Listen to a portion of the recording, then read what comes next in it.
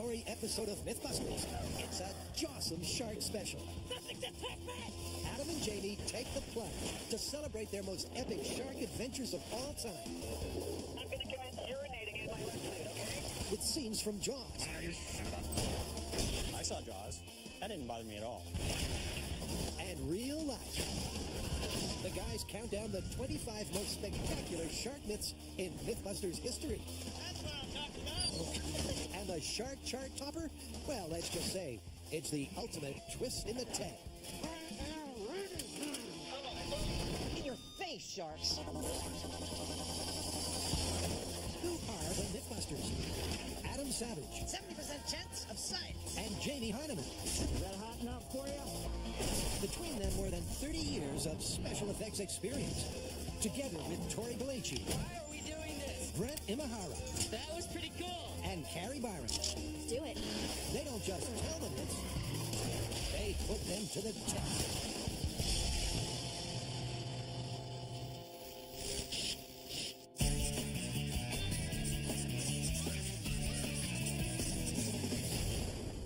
Can you tell why I'm excited?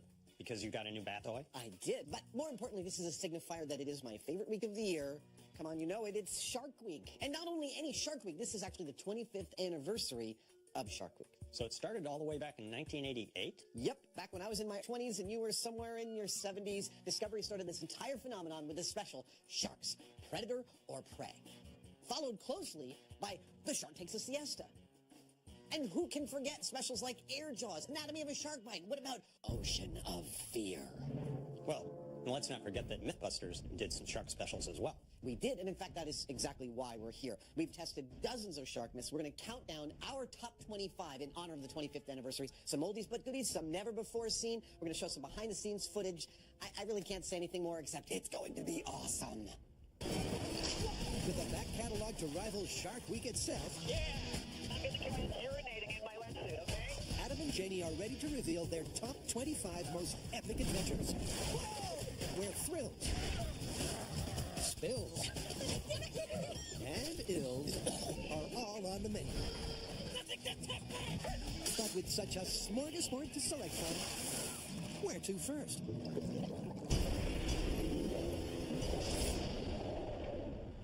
I remember when Jaws came out. I didn't see it in its initial release because I was, I think, 10, and that was just too little. But a couple years later, they re-released it, and I went and saw it because I thought I was old enough, and I was totally wrong. I ran screaming from the theater about 25 minutes in.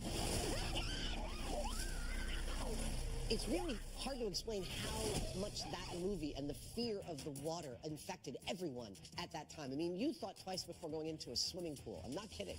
I saw Jaws. That didn't bother me at all. I really think that Jaws is absolutely responsible for a whole generation's fear of sharks. And that's why we're going to kickstart this whole thing talking about ways to fend off an angry fish. Fending off a shark is a myth that was spawned by Spielberg because his monster backs off when smacked on the snout. But does fighting back really work? We've actually tested several ways of fending off sharks. The first one was the nose punch. We obtained some, shall we say, novelty fists and attached them to some robotic arms for Buster, who we gave the ability to punch. Are you ready? Here we go. 3, 2, 1. That was pretty close. And with Buster firing at all cylinders, the team buzzed to the Bahamas, where, with sharks aplenty, the experiment could begin. But once Buster hit the water, it became pretty obvious to everybody that our design was a little too complicated.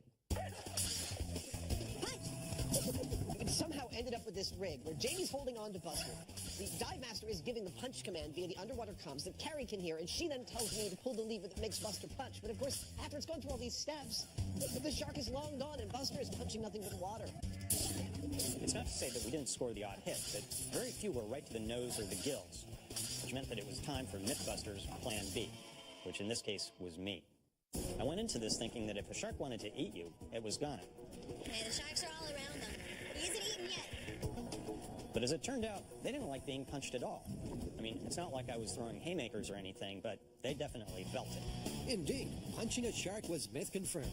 But as Adam alluded to earlier, there was a third part to this fighting back trilogy. So now we know sharks don't like being punched. But that led us to wonder if, in the midst of a shark attack, when a shark has got you in its jaws and he's thrashing you all around, could you even have the wherewithal to punch him in the nose or find his eyes, gouge them out? And that led to the development of RoboShark. RoboShark, or Carcharodon roboticus, was fearsome enough in the shock. It's time to go swimming. It's time for his first meal.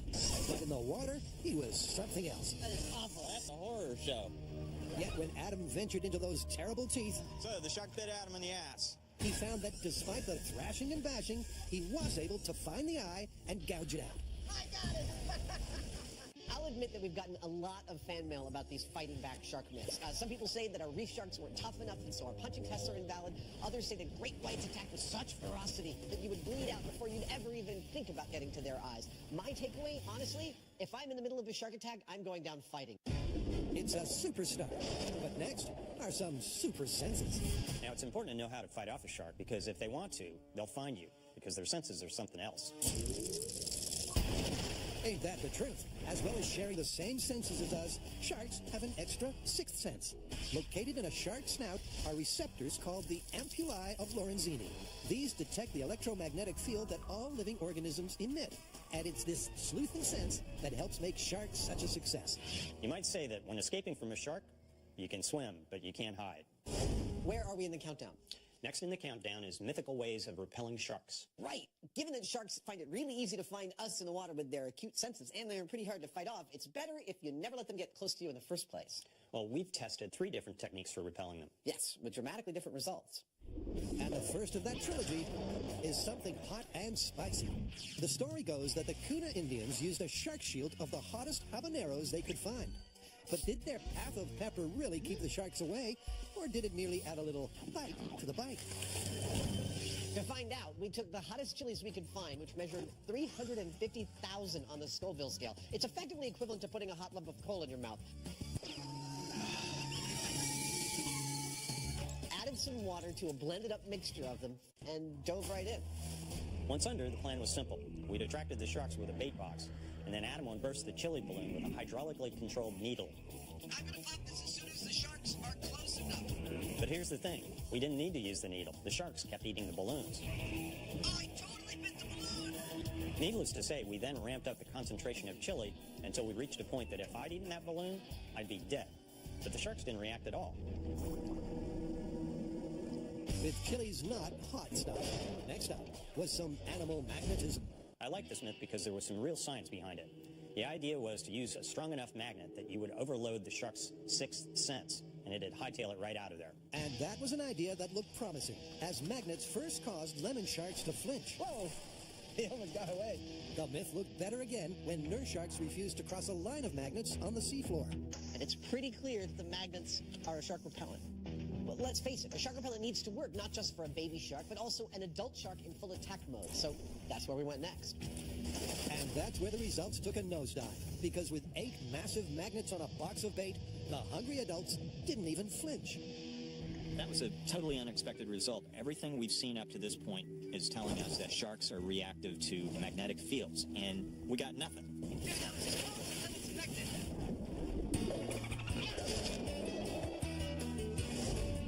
The third myth about repelling sharks comes from a piece of classic fisherman folklore that a dolphin saved my life. Apparently, dolphins are so protective of each other in their pods that if they see another animal being menaced by a shark, like a human, this biological impulse kicks in and they'll protect them too.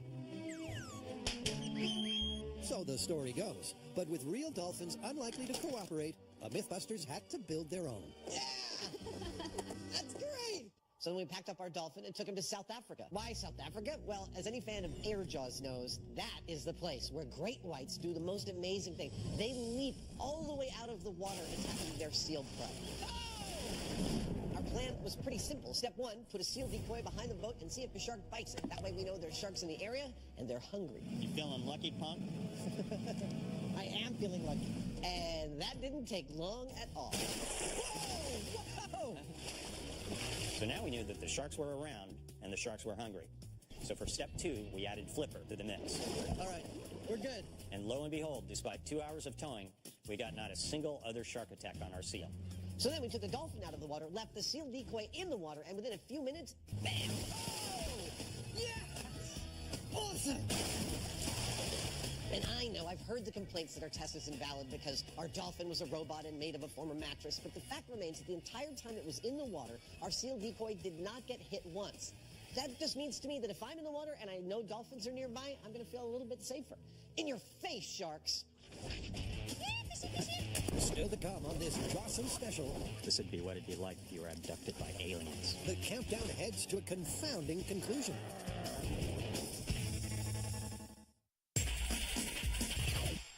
It's Shark Week's 25th anniversary, and to celebrate, the Mythbusters Jawsome Spectacular is counting down Adam and Jamie's top 25 shark myths. I'm jumping into shark-infested waters for science.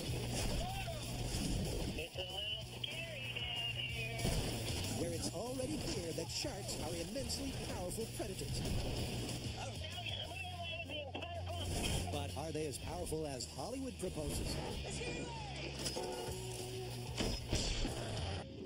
Cue 2 myth moments about shark strength, courtesy of Jaws. The first one I like to call barrel baloney, and it's this. When Quint and his shipmates are trying to catch Jaws, they harpoon him with 3 flotation barrels. These are supposed to tire the shark out and keep him from swimming away. But it doesn't stop him. He dives right down with the 3 barrels with all the ease of an angry walrus. To put the clip to the test, Adam somehow got his hands on the original barrels from the movie. The only thing we're told we can't do is burn them, blow them up, or lose them. Has he watched the show? Then we tethered those barrels to a concrete block that was at the bottom of the dock at Mare Island. A length of rope went from the barrels to a force gauge which was attached to a tank, like you do. Yep, and with Adam tanked up, the guys were sick to see what force could pull the barrels down. All right, so I think we're ready.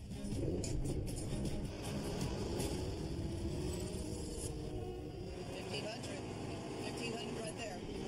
Are they under, Carrie? We're just under. Just about 1,200 pounds.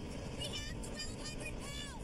So it took 1,200 pounds to pull those barrels under the water. Could a great white shark do that? No. Look, a record-breaking large great white might be able to pull those barrels down for a second or two, but the idea that he could keep them down for hours is totally busted. Jaws 0, Mythbusters 1. Later on in the movie, there's another scene where the angry shark starts ramming Quint's boat so hard it actually springs a leak. So first, we went out and got ourselves a boat, just like the one in the movie. I christened you the Orca 5.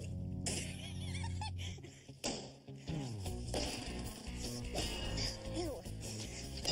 How the hell did I do this? So then we made ourselves a shark that had a rubber and fiberglass head, a steel pipe body, and most importantly, the same mass as a large great white. So then, back at the marina, we put our shark into the water, aimed it at the Orca 5, and prepared to drag it towards it at 25 miles per hour, which is the fastest speed a great white has ever been clocked swimming at. Okay, go! And when I called go, I never thought for a moment that this was going to work. But it turns out that 3,000 pounds moving 25 miles an hour packs quite a punch. Oh, camera in the water. In fact, it packs enough of a punch for this movie myth to be confirmed.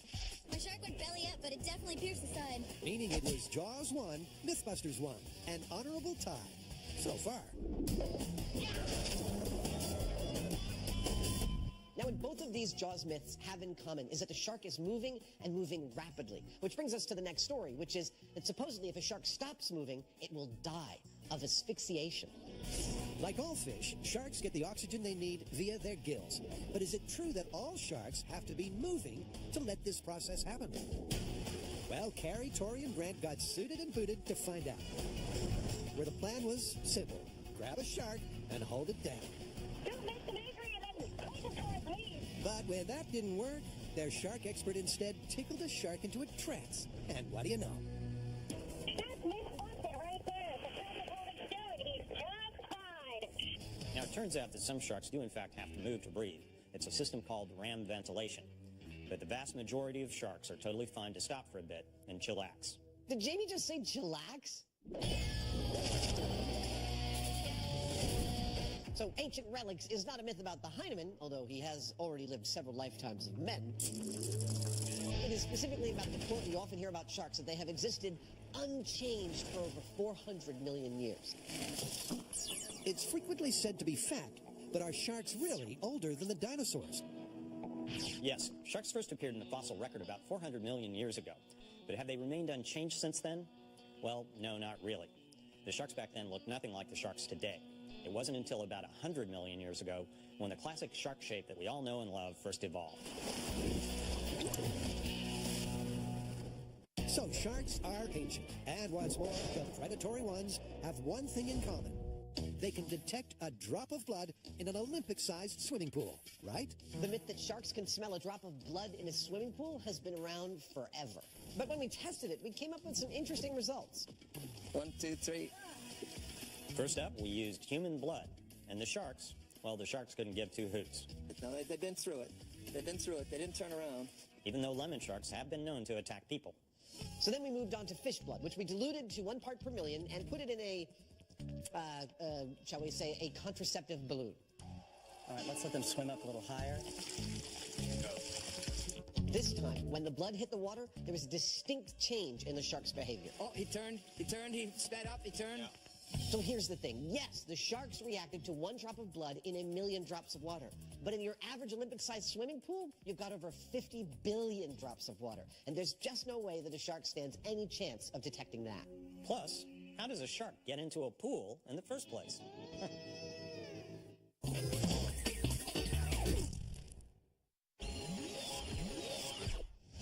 Welcome back. It's the 25th anniversary of Shark Week, and Jamie and I are counting down our top 25 shark myths. We've already looked at fighting off sharks, repelling sharks, None of them seem to notice the magnets at all. and shark strength. But there's plenty more to come. I was actually going to say there's plenty more fish in the sea. But that wouldn't really make sense, would it?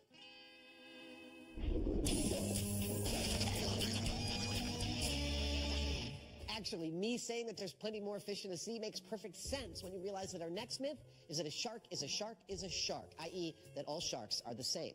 Now, it's true that most of the sharks we've featured, lemon sharks, reef sharks, great whites, and tiger sharks, and indeed most of the sharks featured in Shark Week itself are streamlined carnivorous predators. But that is not true of all sharks. Take the whale shark, for example. Yes, it's shark-like in appearance, but even though it's supersized, it eats mostly plankton. Then there's the angel shark that looks more like a ray because it lies in wait on the sea floor. Add goblin sharks, thresher sharks, hammerheads, and it's pretty clear that the myth all sharks are the same is busted. So sharks sure are diverse. But what's next? Next up is a myth we got from one of Discovery Channel's rivals. Didn't I say which one? I won't say which one, but they had a shark film in which the narrator stated that there was a certain frequency of sound that was like a calling card for sharks. That frequency was 40 hertz, and supposedly it's the shark's favorite because that's exactly the kind of vibration that a wounded or dying fish makes. So the shark hears that and thinks, dinner. In this certain show, they called it the yummy hum. But in this show, the hum went numb. Our plan was simple. Play the yummy hum and see if any sharks showed up.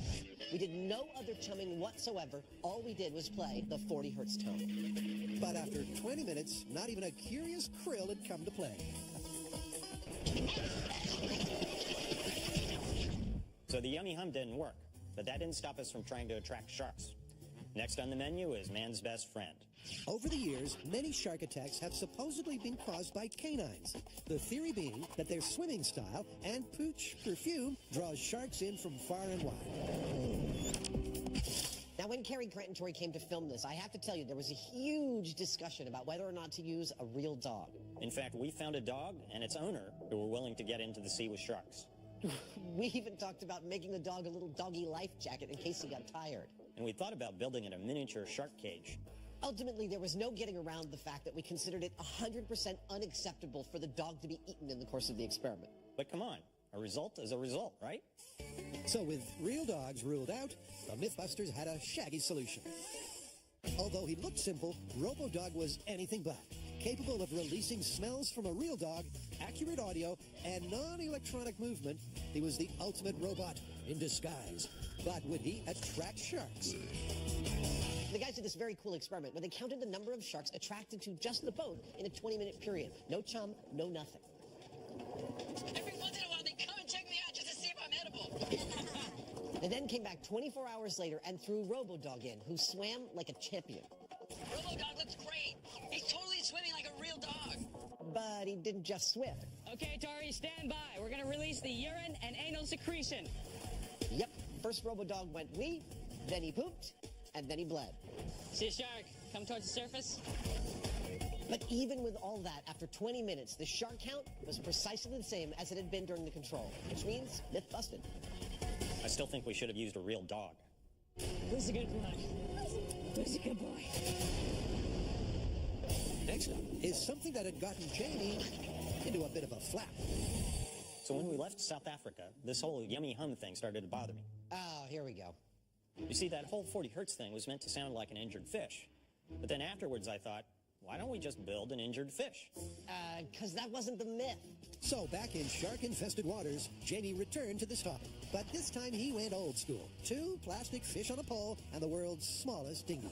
And in all fairness to Jamie, when he got those fish to start flapping at the surface, the sharks went ballistic. Hey! Jamie just kept flapping away. He was clearly having the time of his life. Yeah! But underwater, I could see that more and more sharks were coming, and they were getting more and more aggressive. That's what I'm talking about! And I keep thinking, I'm underwater wearing full shark chainmail, and Jamie's up on the surface sitting in a little boat meant for a child to use on a calm lake. He is one puncture away from being shark bait. So despite his enjoyment, we pulled the plug. Big baby. So a flapping fish can attract a shark. I knew I was right. Yeah! Remember, do not try anything you are about to see at home.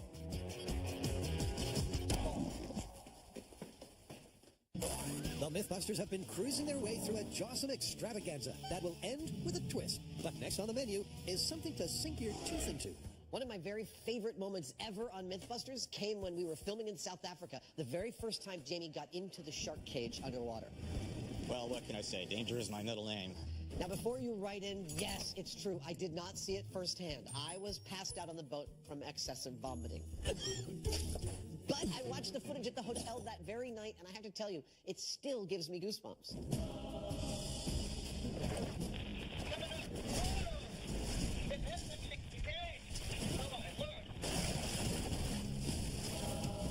It's funny, but a lot of people have asked me what was going through my mind when that happened. The answer is really simple. I was thinking, haven't we already proved that shark cages are not shark-proof?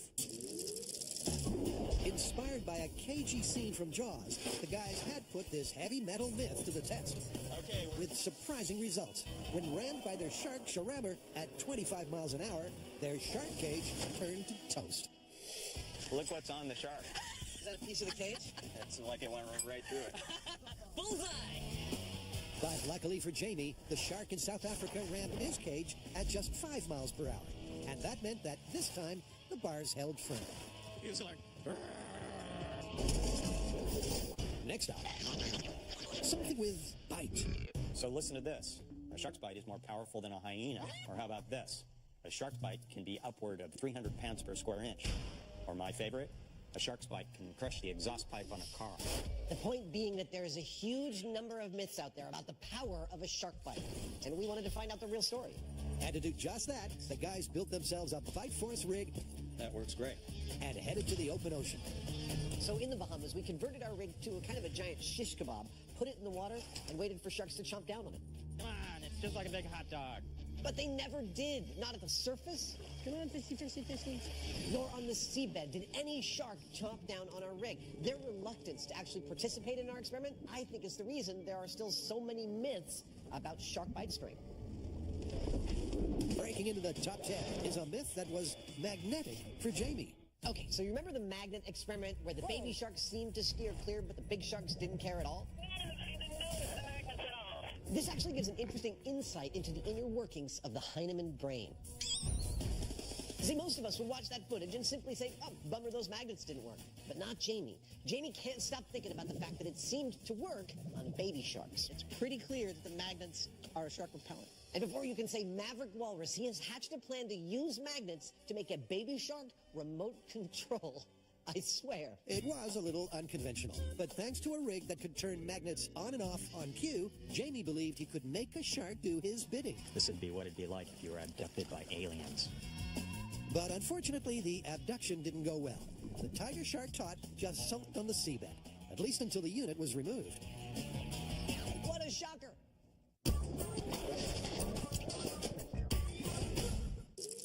It's claimed that ancient fishing cultures used shark skin as sandpaper to ensure their skiffs were splinter-free. To put the myth to the test, first came the single scrape test, where the shark skin did okay. Then came the wood rub, where it did better. Oh, yeah, you can feel the difference. Wow. And by the time they rigged it up to an orbital sander, That's shark skin? it was positively glowing. What do you think? I think it works beautifully. Really? Next in the Mythbusters Jawsome Special, it's time to make room for a Hollywood boom. The movie was called Deep Blue Sea, and in it were these sharks that had had their brains genetically modified in hopes of finding a cure for Alzheimer's. I know, but that wasn't what we were testing. We were testing the grand finale. Come to mama. A grand explosive finale that involved a very specific recipe for disaster. He's gaining on us! With the movie ingredients replicated to perfection, In 3, 2, 1, fire! they got nothing. So they reset and tried again, but got the same result. 3, 2, 1, fire! It was only when the guys lost the plot to replicate the results that they got the shark shrapnel they'd yearned for.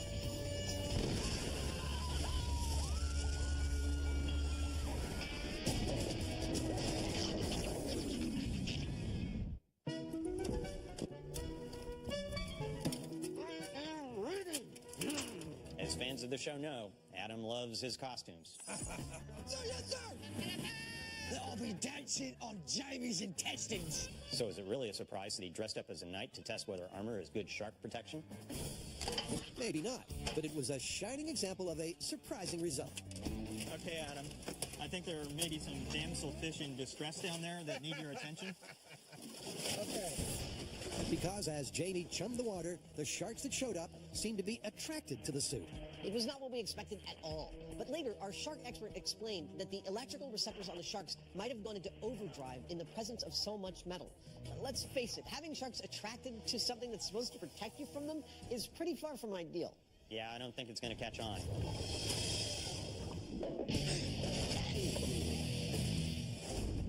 Now, in some ways, it maybe shouldn't have been a surprise to us that the sharks were attracted to my silver suit. When we were first testing Yum Yum Yellow, it was silver that seemed to be the shark's favorite. Adam's right. When the guys set up a rig to test the surface story that sharks are attracted to yellow, it was their silver bait bag that was hit first. Oh, yeah! Fantastic! While the yellow of the myth was the only one left untouched. Yeah, it looks like Yum Yum Yellow is the only one that's actually left, which is the opposite of what I predicted. But further testing proved that actually there was no pattern at all. What I got out of this is that it's random. I don't see any color preference. You might say that sharks are the ultimate unfussy feeders.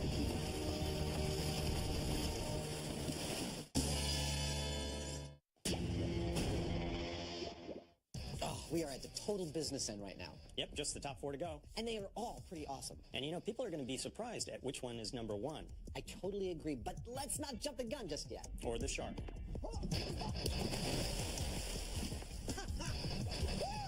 Indeed. Before we get to the top one, there are 3 more super memorable moments, and they start with a little night diving. My hat is off to Cary Grant and Tori for diving in the dark to test whether flashlights attract sharks. Mine too, because first up, the guys jumped into shark-infested water in near complete blackness. This is a little scary. For 20 minutes, they stayed under, counting the number of sharks on their shipwreck. 24 hours later, they returned with flashlights in hand, and that's when the danger level really rocketed up. Got a lot of activity down here. I got 2 sharks. I got 3, 4 sharks, 5, 6 sharks right here. As the myth was chaotically confirmed. Look at this guy right here. He's coming straight for the light. Oh my gosh. I just smashed a shark in the head with the flashlight. These guys are starting to get aggressive. I have to say, even though I don't spook easily, this scares the heck out of me. I mean, you've got your little flashlight, and it's illuminating like something in front of you, maybe a shark, but the only thing I would be thinking is, what's behind me? Holy crap. If anybody finds this tape, tell them I'm sorry. I'm so scared of sharks. Next up, moment 3, which starts with a bang. A bang that comes from Jaws. But can the famous scuba tank explosion really be real? In a shipping container at an abandoned naval base, the guys took aim to find out. So we had the same kind of tank from the movie, the same kind of gun from the movie, and a shark that I guess was fake like the movie. So with all of them lined up, it was go time. Starting the trigger now.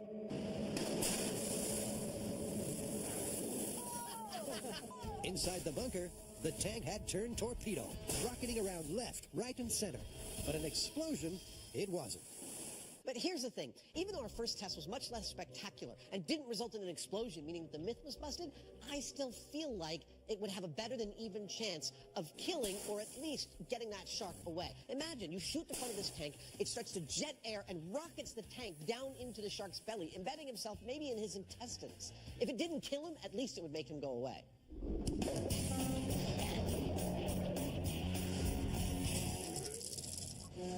On July 30th, 1945, the USS Indianapolis was torpedoed by a Japanese sub, resulting in the loss of over 500 men, many of whom were taken by sharks. On file, several survivors reckoned that a strategy of playing dead was what kept them alive. And that is something that Cary Grant and Tori tested in what is absolutely my favorite shark moment on the show. Ah, yeah, that's pretty cool. First, the guys chummed the heck out of the water. Cocktails and appetizers! And then, in the middle of this feeding frenzy, Grant and Tori jump in. Ooh. This sucks. This sucks so bad. This sucks a lot. But that's not all. Grant has to lie there motionless for 10 minutes while Tori thrashes around him. 10 minutes! Can you imagine? Come on, Six! Don't get to dinner! And after 10 minutes is up, the guys swap roles. So now Tori's playing dead, and Grant is the one who's panicking and thrashing. And remember, Grant knows what happened in the first test. He knows the thrashing diver is going to attract more sharks, which makes test 2 far scarier. Help! Help! Now, I'm no expert, but I would say that Grant was actually panicking. There's no acting in that. After all, this is a guy who has a fear of fish touching him. And there he is in the middle of the ocean trying to get eaten. I mean, that's the point of the test. It's classic. Yep, it sure is a classic, as the guys literally put their lives on the line for science. We need harm, they're just hungry! Although Tori and Grant probably don't remember it quite so fondly. It was terrifying. Nothing to touch me! Okay, this is it. Drum roll, please. But after punching, eye gouging, I got it! dressing up like a knight, mythical ways to attract sharks, That's what I'm talking about! mythical ways to repel sharks, Oh, I totally bit the balloon! and a whole lot of Jaws stuff thrown in too. You can quite rightly be wondering what is left. Well, as it turns out, at the top of the list is a myth that we haven't actually tested on the show. But it's arguably the biggest myth of them all. And that is that sharks are evil creatures to be avoided at all costs. And if a bunch of them go extinct, we should celebrate. That's pretty much it. But if there's one thing I've learned in all the time that we've been doing this show and all the shark myths that we've done is that sharks are in fact magnificent. They're beautiful, inspiring, incredible animals. And sure, while occasionally they happen to kill somebody who ventures into their domain, you're more likely to be killed by a hot dog, a regular dog, a pig, a horse, a toilet, a vending machine, a Black Friday stampede, lightning, a bed, an ant, a game of football, or a roller coaster. Sharks account for just 5 people worldwide each year. And yet each year, humans kill millions upon millions of sharks. And for what? For shark fin soup? It doesn't even taste that good. Yep, if there's one thing that this countdown and the 25th anniversary of Shark Week can inspire, it's to help stop the slaughter of a creature that's been around for 400 million years. Creatures that have survived the 2 biggest mass extinction events in geological history. Let's not have them go extinct on our watch. Because then we'd have no more of this.